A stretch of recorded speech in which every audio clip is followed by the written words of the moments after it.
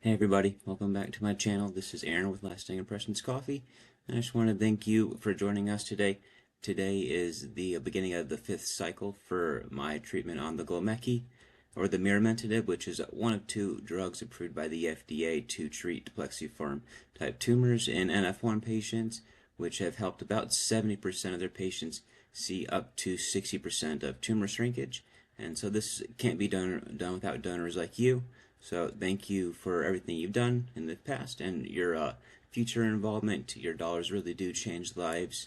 So I just want to make sure that you all are well aware of that, and it is greatly appreciated. And I'll have some information below where you can read more information about these drugs approved by the FDA and the CTF as well. But this is it right here, the Gomekli. And so that's going to be a MEK inhibitor. And so including that, I have been on 5 different drug treatments or chemotherapies, and that would include the selumetinib, which is another drug approved by the FDA to treat the plexiform type tumors. Unfortunately, I did not see any benefit while taking that one, but plenty of other people did, so that's all that really matters, right?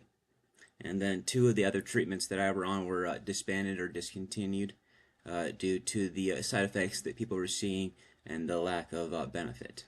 Then the last one that I was on, which was the first one, which was actually a type of chemotherapy, which was the carboplatin with a mixture of the vincristine, and that was to treat my optic glioma back in the early 2000s, 2000 to 2001.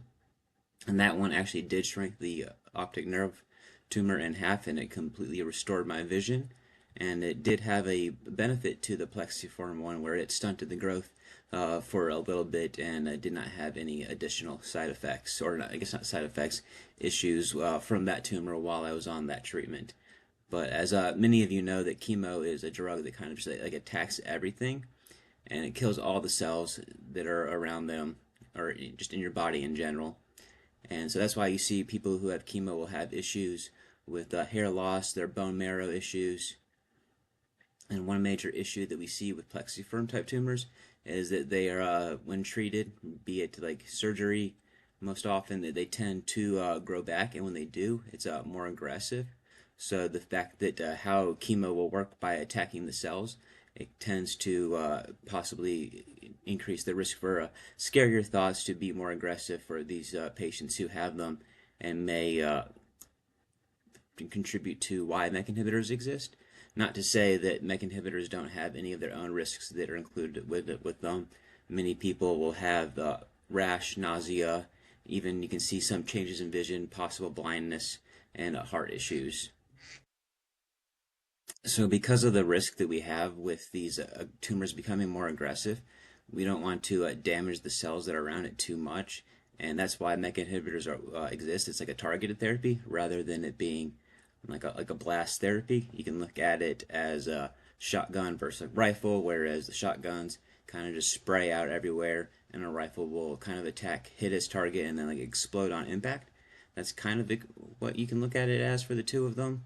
But so like NF type 1 is caused by a mutation in the 17th chromosome, and that's the cells which controls your growth signals for them, how they grow, divide, split from there, called neurofibromin. And so when that control is lost, the RAS pathway becomes overactive, and the MEK inhibitors will work by blocking that pathway to reduce tumor growth, and hopefully even though the underlying mutation of the gene will remain, and that's what kind of separates it from gene therapy, which is the actual changing and the repairing of the gene itself.